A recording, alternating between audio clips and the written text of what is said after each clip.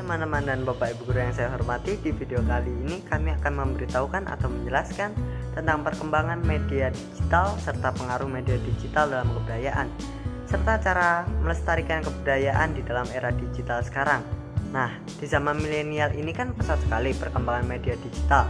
Contohnya seperti alat-alat elektronik seperti gadget atau handphone, laptop, dan juga komputer.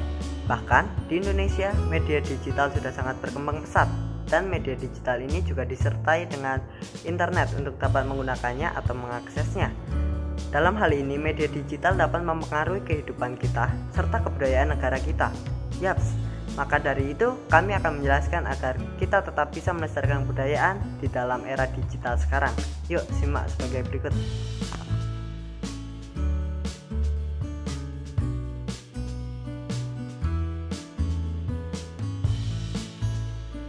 Nah, kita kan tinggal di Indonesia. Indonesia itu kan mempunyai beragam sumber daya alam. Contohnya sumber daya alam kelautan, perhutanan, dan pariwisata. Dan masih banyak lagi. Di Indonesia juga media digitalnya lagi berkembang pesat. Berkembang pesatnya itu bukan cuma di Indonesia doang, tapi sampai keluar negeri atau mancanegara. Nah, dari sini kita bisa melestarikan budaya kita lewat media digital ini.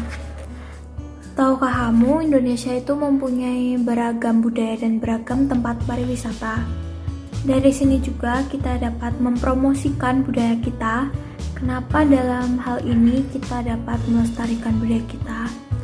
Karena kan media digital di Indonesia lagi berkembang pesat dan pastinya banyak penggunanya. Jadi dengan kita memposting foto-foto budaya kita di media digital ini, jadi orang-orang jadi lebih tahu, oh ini budaya namanya apa, dan ini kayak sejarah budayanya lebih mengenal lebih dalam gitu. Maka orang dapat tergerak hatinya untuk melestarikan budaya Indonesia. Sehingga di era digital ini tidak hanya membawa pengaruh negatif aja, melainkan dengan kita melestarikan budaya Indonesia di era digital ini dapat membawa pengaruh positif juga.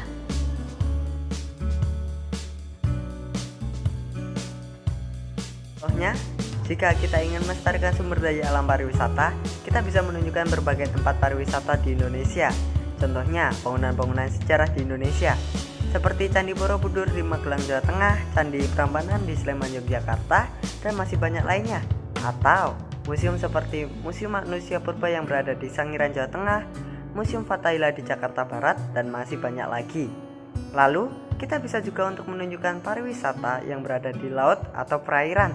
Contohnya wahana wisata air seperti Pantai Parangtritis di Yogyakarta, Pantai Kuta di Bali, Gua Pindul di Yogyakarta, serta tempat-tempat perikanan hias yang ada atau berada di tempat budidaya ikan hias, maupun kita dapat memperlihatkan tempat untuk perkembangbiakan ikan-ikan hias.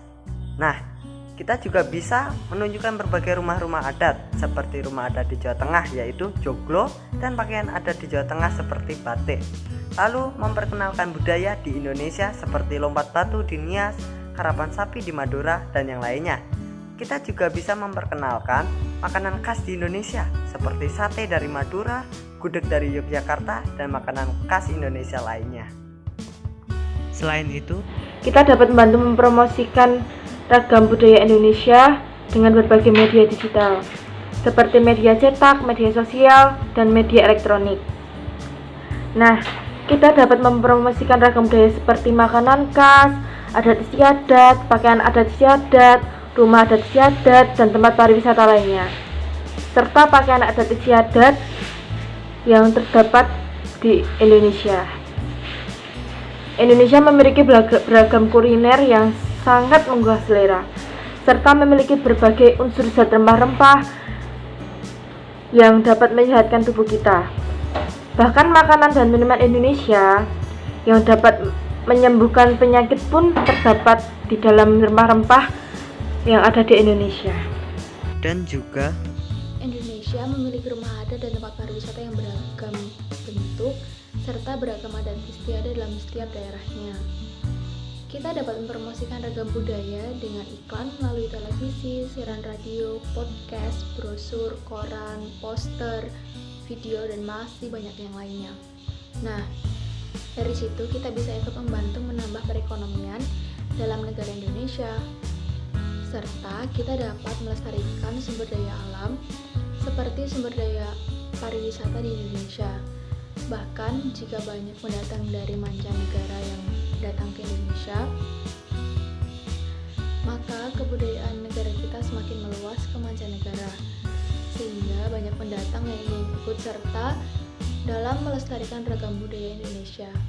Maka dari itu, kita sebagai anak Tuhan, gunakanlah media digital ini dengan baik dan benar, dengan hal-hal yang menguntungkan bagi sesama kita, agar kita bisa membawa perdamaian, serta kita dapat melestarikan ragam kebudayaan di Indonesia di zaman era digital ini.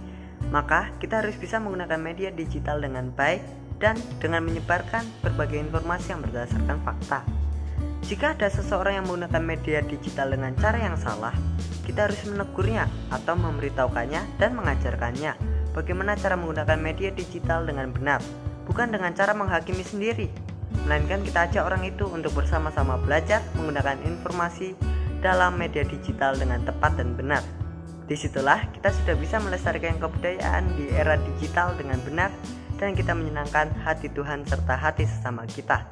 Dari situlah terciptanya sebuah keharmonisan dengan persatuan dan kesatuan yang berlandaskan cinta kasih terhadap sesama, yang akan memperkokoh dan membangun hubungan persaudaraan dengan erat.